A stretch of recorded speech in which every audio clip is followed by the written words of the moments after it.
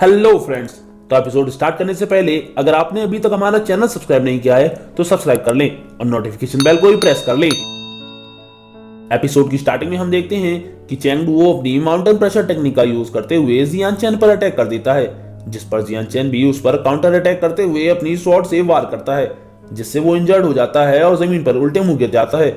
जिस पर चैंग जेन सोचता है कि ये इम्पॉसिबल है कि चैंग डुओ एक ही स्ट्राइक में हार गया और कहता है कि जियान चैन की मार्शल स्पिरिट तो डिस्ट्रॉय हो गई थी, तो ये इतना स्ट्रॉन्ग कैसे हो सकता है। इस पर जियान चैन कहता है कि तुमसे किसने कहा कि मेरी मार्शल स्पिरिट डिस्ट्रॉय हो गई है।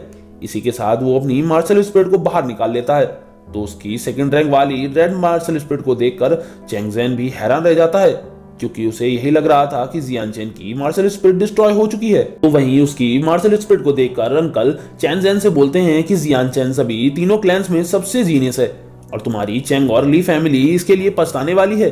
तो वहीं हम चैंग जेन को देखते हैं जो सोच रहा होता है कि अगर उसने जियान चैन को छोड़ दिया तो वो फ्यूचर में हमारे क्लैंस के लिए प्रॉब्लम क्रिएट कर सकता है, और वो अपने सैनिकों के साथ जियान चैन पर अटैक कर देता है, जिस पर अंकल टाइशन अपने सैनिकों से जियान चैन को प्रोटेक्ट करने को कहते हैं और वहां पर फाइट स्टार्ट हो जाती है।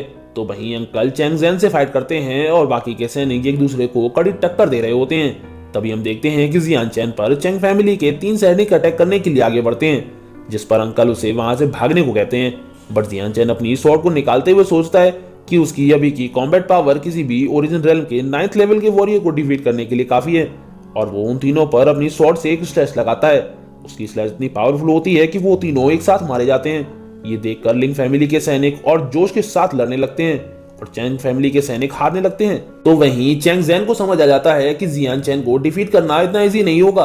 तभी अंकल ये कहते हुए उस पर अटैक कर देते हैं कि फाइट में इधर उधर कहां देख रहे हो, जिस पर वो भी उन पर काउंटर अटैक कर देता है और उन दोनों को फाइट करता देख जियान चैन को चैंग जेन की वीकनेस का पता चल जाता है और वो अपने अंकल से चैंग जेन के 3 इंच नीचे मारने को कहता है, जिस पर अंकल लिंग फैमिली की स्पेशल पावर यानी कि स्पेशल टेक्निक का यूज करते हुए 3 स्ट्राइक्स ऑफ थंडर का यूज करते हैं और चैंग जेन पर अटैक कर देते हैं, जिससे वहां पर एक हैवी लाइटनिंग होती है और चैंग जेन वहीं मारा जाता है।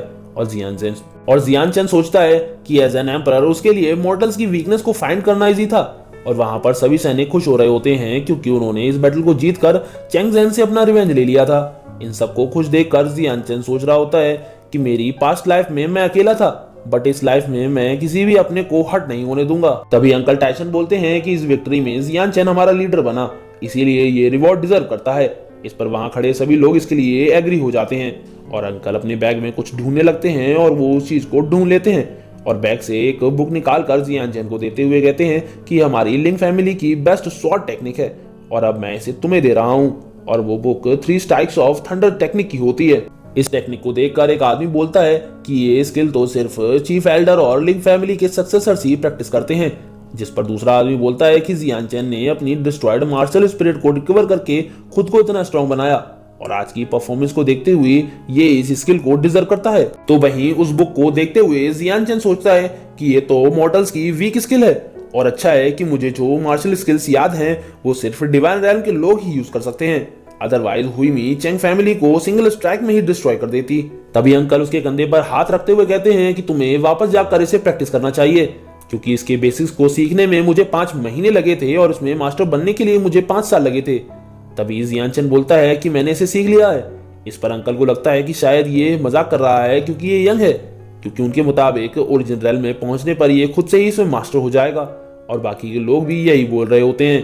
तभी जियान चैन फिर से अंकल से कहता है कि आपने शायद समझा नहीं, मैंने इस स्किल को पहले ही पूरा पढ़ लिया है और मैंने इसे मास्टरी भी कर ली है। ये सुनकर जो लोग हंस रहे होते हैं वो शॉक हो जाते हैं, क्योंकि जियान चैन को बुक मिले हुए इतना ही टाइम हुआ होता है जितना कि एक कप चाय पीने में लगता है। जिस पर अंकल बोलते हैं कि तुम यंग हो इसलिए तुम्हारा परेशान होना ठीक है, बट तुम्हें दूसरों की नजरों में अच्छा बनने के लिए झूठ नहीं बोलना चाहिए। और वहीं बाकी के लोग भी जियान चैन को झूठ बोलने के लिए मना कर रहे होते हैं। ये देखकर वो सोचता है कि ये लोग ऐसे नहीं बिलीव करेंगे, इसलिए मुझे प्रूव करना ही होगा और अपनी स्वॉर्ड बाहर निकाल लेता है, जिस पर अंकल उसे रोकते हैं क्योंकि उन्हें लगता है कि वो एरोगेंट बन रहा है। तभी जियान चैन 3 स्ट्राइक्स ऑफ थंडर का यूज एक पेड़ पर करता है और उसके अटैक से बहुत सारी एनर्जी रिलीज होती है और जब अंकल सामने की तरफ देखते हैं तो ये देखकर हैरान रह जाते हैं कि वो पेड़ जिस पर उसने अटैक किया था वो जड़ से 2 टुकड़ों में बट चुका है। ये देखकर वो बोलते हैं कि तुमने ये 3 स्ट्राइक्स ऑफ थंडर इतनी आसानी से कैसे सीख लिया। इस पर जियानचेन कहता है कि मैंने तो आपसे पहले ही कहा था बट आपने मेरा ही बिलीव नहीं किया। इस पर वहां खड़ा लिंग टाइजुन बोलता है कि ये तो कुछ भी नहीं है, मेरे बड़े भाई ने तो इसमें पहले ही मास्टरी कर ली है, बट इसकी स्किल्स इतनी पावरफुल नहीं है जितनी कि तुम्हारी हैं। इस पर अंकल उसे किक मारते हुए उसे केकड़ा बोलते हैं और पूछते हैं कि तुम ये बताओ कि तुमने अभी तक क्या अचीव किया है। इस पर लिंग टाइजुन भागते हुए उसे बुरा बोलता है, जिस पर वो उसे अपना मुंह बंद रखने को कहते हैं। तभी जियानचेन बोलता है कि अंकल, मैंने 3 स्ट्राइक्स ऑफ थंडर को केयरफुली पढ़ा था और मुझे इसमें कुछ माइनर प्रॉब्लम्स मिली जिन्हें आपने नोटिस ही नहीं किया। इस पर वो उससे पूछते हैं कि तुम मुझे क्यों रोक रहे हो, और वो लिंग टाइजुन को अभी भी पीट रहे होते हैं। जिस पर वो उनसे कहता है कि अगर आप मेरे कहे अनुसार अपनी स्ट्रेंथ पर कॉन्सेंट्रेट करेंगे और अपने मूव्स को इग्नोर करेंगे तो आप 3 स्ट्राइक्स को मैक्सिमम स्पीड में अनलिश कर सकेंगे। जिस पर वो भी जियानचेन की बात मानते हुए कंसंट्रेट करते हुए अपनी स्वॉर्ड निकाल लेते हैं। फिर वो फुल्ली कंसंट्रेशन के साथ 3 स्ट्राइक्स ऑफ थंडर का यूज करते हैं, जिससे सामने वाले पेड़ डिस्ट्रॉय हो जाते हैं और वो ये देखकर और खुश हो जाते हैं कि जियानचेन की हेल्प से उनकी ये स्किल और ज्यादा परफेक्ट हो गई है। तभी बाकी के सभी लोग भी जियानचेन को अपनी अपनी हेल्प करने के लिए इंसिस्ट करने लगते हैं और अपनी अपनी प्रॉब्लम्स बताने लगते हैं, जिस पर वो उन्हें एक एक करके आने को कहता है। फिर वो अपने अंकल से बोलता है कि आप एक पावरफुल स्वॉर्ड का यूज करते हैं और आप दूसरों की मार्शल स्किल्स कॉपी करने का ट्राई करते हैं। ये तो वैसा ही हो गया कि आप कार्ट को घोड़े के आगे रखने का ट्राई कर रहे हैं। जिस पर अंकल पूछते हैं कि मुझे क्या करना चाहिए। इस पर जियानचेन उनकी प्रॉब्लम सॉल्व करने लगता है और इसी तरह हमारा आज का ये एपिसोड यहीं खत्म होता है। वीडियो पसंद आई हो तो लाइक शेयर और कमेंट करना ना भूलें। Thanks for watching.